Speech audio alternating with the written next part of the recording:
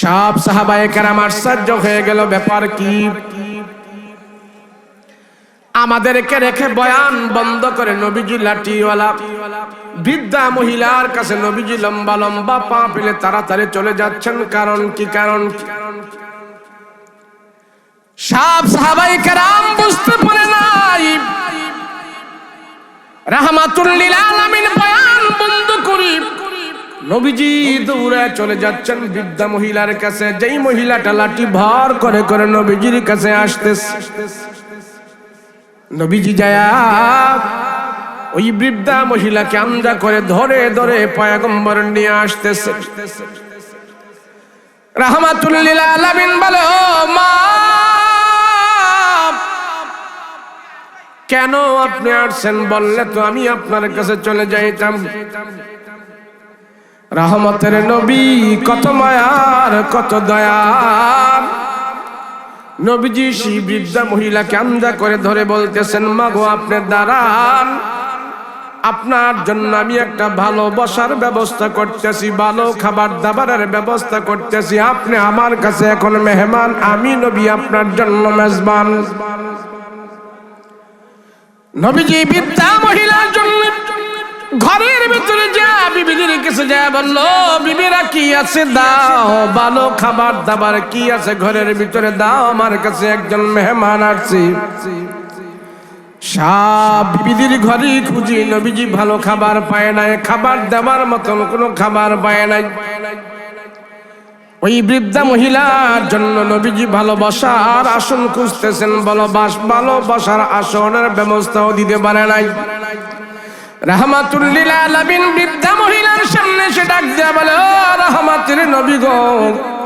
নবীজি বৃদ্ধা মহিলাকে ডাক দিয়া বলে, ও মা,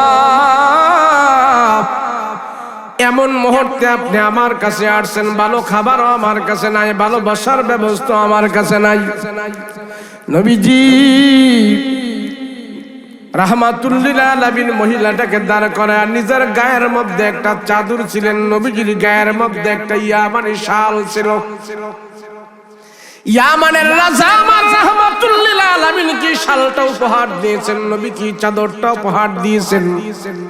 তৎকালীন যুগে অনেক দামি শাল, সবার কাছে পরিচিত, অনেক দামি এই শালটা ইয়ামানের রাজা রাসূলকে দিয়েছে।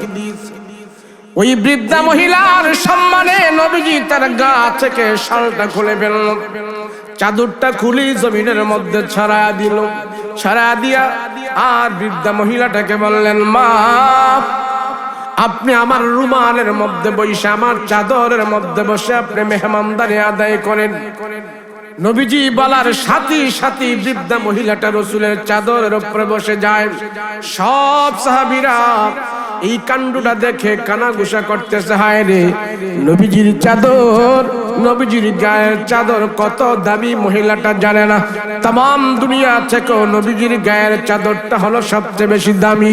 ওই দামি চাদরের উপরে মহিলাটা বলার সাথে সাথেই বসে ফেললো।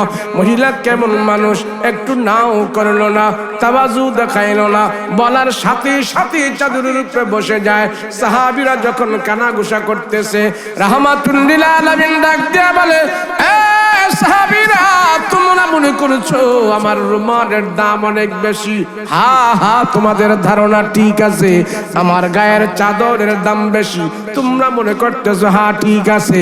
কেন? সাহাবীরা জানে নবীজির গায়ের চাদর, নবীজির গায়ের সাথে যে জামা লাগছে, এই জামা যার শরীরের মধ্যে লাগবে জাহান্নামের আগুন তার শরীর কোনোদিন স্পর্শ করবে না। নবীজির গায়ের চাদর রাহমাতুল লিল আলামিন বৃদ্ধা মহিলার জন্য বিছিয়ে দিয়েছে, আর মহিলাটা সাথে সাথে বসে গেল। এই অবস্থাটা, এই ব্যবহারটা সাহাবীদের কাছে মানানসই হয় নাই। নবীজি সব সাহাবীদেরকে জানায় দিলেন, সাহাবীরা রে, তোমরা মনে করতেছো চাদরের দাম বেশি, আর আমার কাছে চাদরের দাম বেশি নয়। এই চাদর কুটিবার বিক্রি করলেও এই বৃদ্ধা মহিলার সমান আমার কাছে দাম হবে না। আল্লাহর নবী জানায় দিলেন, সাহাবীরা, তোমরা জানো সে কে? আরে যেই মহিলাকে তোমরা দেখতেছো তোমাদের সামনে, সে আর কেউ নয়, উনি হলেন আমার দুধমা হালিমাতুস সাদিয়া। আমি রাসূল যার দুগ্ধ পান করে বড় হয়েছি, যার দুগ্ধ পান করে আমি রাসূল মোটা তাজা হয়েছি, আরবের সম্ভ্রান্ত পরিবারের মহিলাদের সন্তানদেরকে ওই বনু সাদ গোত্রের ধনী বংশের মহিলাদের সন্তানদেরকে বনু সাদের মহিলারা নিয়ে গেছে। আমি গরিব হওয়ার কারণে কেউ আমাকে নেয় নাই। বনু সাদ গোত্রের কোনো মানুষ, তায়েফের কোনো মহিলারা আমাকে নেয় নাই। এই হালিমাতুস সাদিয়া আমার গরিবী দেখে নাই, আমার ইতিম দেখে নাই, আমি নিঃস্ব তা দেখে নাই, দুনিয়াতে কেউ নেই তা দেখে নাই। এই হালিমাতুস সাদিয়া আমাকে নিয়ে গেছে। আমাকে নিয়ে যাওয়ার পরে উনি বরকত পেয়েছে। আমি যে গাদার উপরে উঠলাম, হালিমাতুস সাদিয়া সেই গাদার উপরে ওঠে। উনি যখন নাকি আমাকে নিয়ে গেছে, ওই গাদা সবার আগে আগে দৌড়ে বাড়িতে চলে গেছে। আমি শিশু মোহাম্মদ হালিমাতুস সাদিয়ার বাড়িতে যাওয়ার পর হালিমাতুস সাদিয়ার যত বকরি ছিল সব বকরির উলানের ভিতরে আল্লাহ দুধ ভরপুর দিয়ে দিয়েছিল। উনার সব জিনিসের ভিতরে যখন বরকত পাইলে উনি বুঝতে পারলেন আমি মোহাম্মদ একজন বরকতপূর্ণময় শিশু। উনি আমাকে আলাদা একটা সম্মান দিয়েছে। আমি দেখেছি, আমি শুনেছি, আমার মা দুধমা হালিমাতুস সাদিয়া সে আমাকে দুগ্ধ পান করিয়েছে। আমি রাসূল এই দুধওয়ালা মহিলার কাছে আমি ঋণী হয়ে গেছি, তার দুধ আমি পান করেছি। ও সাহাবীরা, তোমরা তো রুমাল চাদরের দাম বেশি মনে করছো, আমার কাছে চাদরের দাম বেশি নয়, আমার কাছে দাম হলো এই দুধমা হালিমাতুস সাদিয়ার। সুবহানাল্লাহ। এই জন্য হাকিম লোকমান তার সন্তানদেরকে বলেছে মা বাবার সাথে বেয়াদবি করবা না।